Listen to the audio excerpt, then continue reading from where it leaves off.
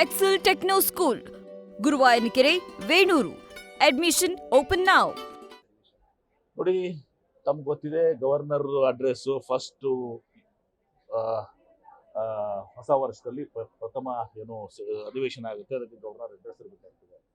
Governor is the voice of the government ಯೂತ್ ಏನು ನಾವು ಅವ್ರಿಗೆ ಇದು ಕೊಡ್ತೀವಿ ಅದನ್ನ ಓದ್ತಾರೆ. ಹಿಂದೆಲ್ಲ ಓದಿಲ್ವಾ ಅವರು? ಇದೇ ಗವರ್ನರ್ ಓದಿಲ್ವಾ? ಓದಿದಾರಲ್ಲ. ಈಗ ಯಾಕೆ ಮಹಾತ್ಮ ಗಾಂಧಿ ರೋಜ್ಗಾರ್ ಯೋಜನೆ ಅನ್ನೋದು ಒಂದು ಮಹತ್ವವಾದಂಥ ಯೋಜನೆ ಮೊನ್ನೆ ಕೊಟ್ಟಿದ್ದೀನಿ ನಿಮಗೆಲ್ಲ. ಹಳೇದೇನಿತ್ತು ಹೊಸದೇನಿತ್ತು ನಾನು ಬಿಡಿಬಿಡಿಗೆ ಕೊಟ್ಟಿದ್ದೀನಿ ನಿಮಗೆ. ಸುಮ್ಮನೆ ಹೇಳಿಕೆ ಕೊಡುವಂಥದ್ದಲ್ಲ.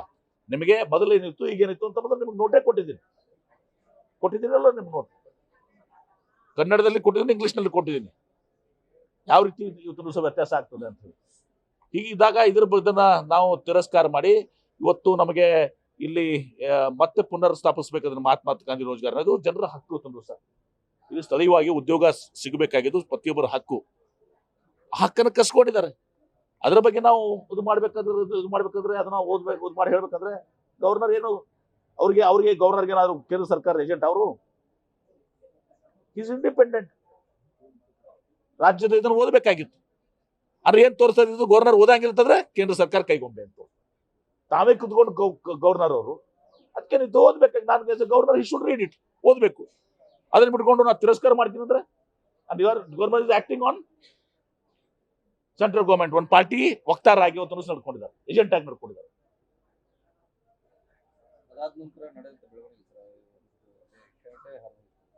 ಇದೆಲ್ಲ ತಪ್ಪುಗಳಿದೆಲ್ಲ. ಅದಕ್ಕೆ ಕಾರಣ ಯಾರು? ಗವರ್ನರ್. ಗವರ್ನರ್ ಈ ರೀತಿ ಮಾಡಿದಾಗ ಅದೆಲ್ಲ ವಾತಾವರಣ ಸೃಷ್ಟಿಯಾಗಿದೆ ಅಲ್ಲಿ. ಪಾಪ ಹರಿಪ್ರಸಾದ್ ಅವರು ಬಟ್ಟೆ ಎಲ್ಲ ಹಚ್ಕೊಂತದ್ದು ಈ ವಾತಾವರಣ ಸೃಷ್ಟಿ ಮಾಡಕ್ಕೆ ಇದೆಲ್ಲ ಆಗ್ಲಿಕ್ಕೆ ಕಾರಣ ಗವರ್ನರ್. ಇಲ್ಲಿಗೆ ಬರಲೇಬಾರ್ದಾಗಿತ್ತು. ಬಂದ್ರೆ ಯಾಕೆ ಬಂದಿಲ್ಲ? ಓದಂಗಿಲ್ಲ ಇದು ಮಾಡ್ತಿದ್ವಿ. ಒಂದನೇ ಸಲ ಮನ್ ಪ್ರೂವ್ ಮಾಡಿದಾರೆ I am the BJP agent ಅಂತ.